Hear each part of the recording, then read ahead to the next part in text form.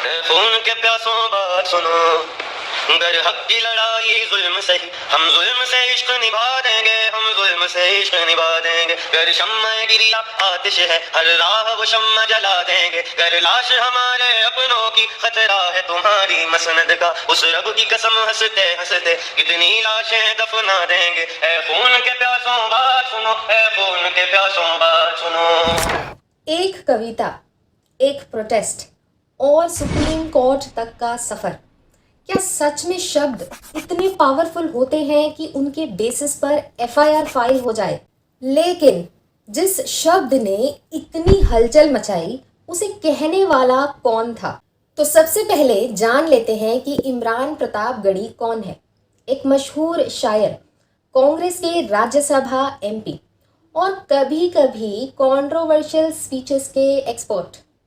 2023 में गुजरात के एक प्रोटेस्ट में इन्होंने स्पीच दी और इस स्पीच पर हो गई एफआईआर। चार्जेस थे अनलॉफुल असेंबली, नफरत फैलाना और पब्लिक ऑर्डर को डिस्टर्ब करना, मतलब फुल लीगल मसाला। अब चलिए देखते हैं कि उन्होंने ऐसा क्या ही बोल दिया कि कानूनी झंझट बन गया।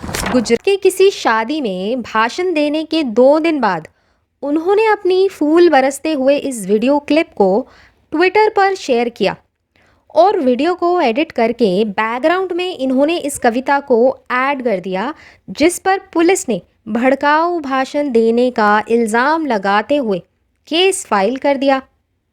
इमरान ने बोला, मेरे खिलाफ केस? भाई, ये पॉलिटिकली मोटिवेटेड है। और उन्होंने गुजरात हाई कोर्ट में अपील फाइल कर दी। कहा कि उनका भाषण article 19 clause 1 sub clause A के तहत प्रोटेक्टेड स्पीच में आता है। उन्होंने बोला कि जब स्पीच प्रोटेक्टेड है तो एफआईआर हटाओ। कोर्ट ने बोला, रुक जाओ भाई, पहले पुलिस को अपना काम करने तो दो, पुलिस को इन्वेस्टिगेशन करने तो दो। हाई कोर्ट ने प्रोसीजर को तवज्जो देते हुए अपनी पावर्स को इस्तेमाल नहीं किया जो सेक्शन 528 BNSS में दी गई हैं। अब देखो, हाई कोर्ट क्या तरीका अपनाता है।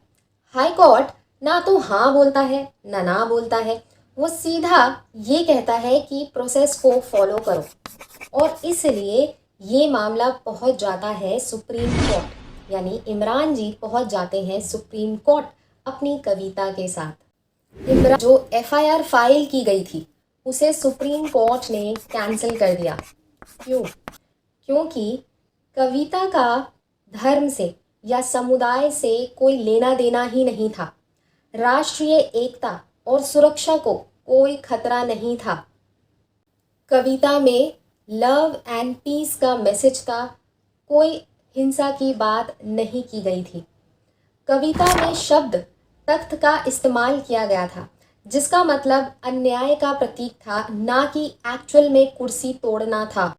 सुप्रीम कोर्ट ने पुलिस वालों के लिए क्या कहा, अब ज़रा ये देखो। कोर्ट ने कहा कि आंखों से पढ़ो, कानों से सुनो, हर एक लाइन को एनालाइज करो बिना ओवर रिएक्शन के, और फिर एफआईआर लिखो। अब जब सुप्रीम कोर्ट ने अपना वर्डिक्ट दिया तो इस केस से हम क्या सीख सकते हैं?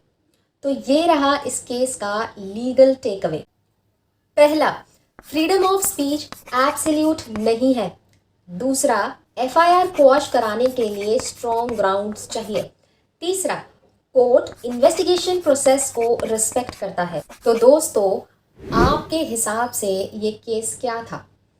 फ्रीडम ऑफ स्पीच का मिसयूज या फिर लीगल सिस्टम का राइट यूज़? कमेंट करो, लाइक करो, चैनल को सब्सक्राइब करो। Thanks for watching and see you in next video.